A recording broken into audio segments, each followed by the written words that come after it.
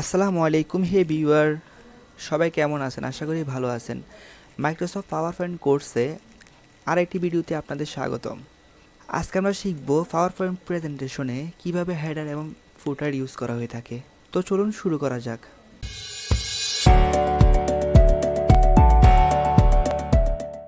Header and ফুটার বলতে মূলত আমরা একটা স্লাইডে উপরে যে জিনিসটা ডেমো আকারে থাকে ওইটাকে বোঝানো হয়ে থাকে এবং নিচে যে জিনিসটা থাকে ওইটাকে বোঝানো হয়ে থাকে।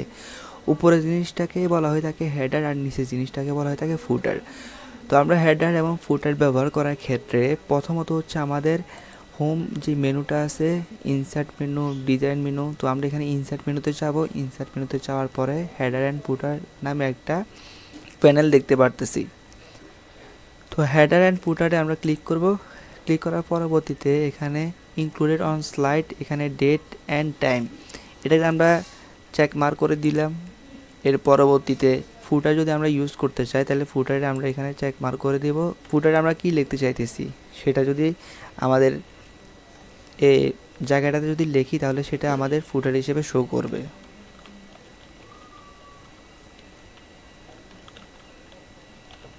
তো এটা দেওয়ার পরে আমি এখানে অ্যাপ্লাই দিব। অ্যাপ্লাই দিলে আমাদের ডেট এবং যে নামটা ওইটা চলে আসছে ফুটারে। সেমভাবে হচ্ছে আমরা আমাদের নোটস অ্যান্ড হ্যান্ড আউটে এখানে আমাদের হেডার লেখা আছে, হেডার আমরা দিলে এটা আমাদের হেডারে শো করবে। তো এভাবে আমরা হচ্ছে মাইক্রোসফট পাওয়ার পয়েন্ট প্রেজেন্টেশনে স্লাইডে হেডার এবং ফুটার ব্যবহার করতে পারি। এতক্ষণ আপনাদের সাথে আমি ছিলাম মোহাম্মদ শরীফুল ইসলাম, কাজ করতেছি গ্রাফিক্স ডিজাইন ও ভিডিও কন্টেন্ট নিয়ে। পরবর্তী ভিডিওর জন্য আমার চ্যানেল সাবস্ক্রাইব করুন আর চ্যানেলের নতুন আপডেট জানার জন্য বেল আইকন ক্লিক করুন।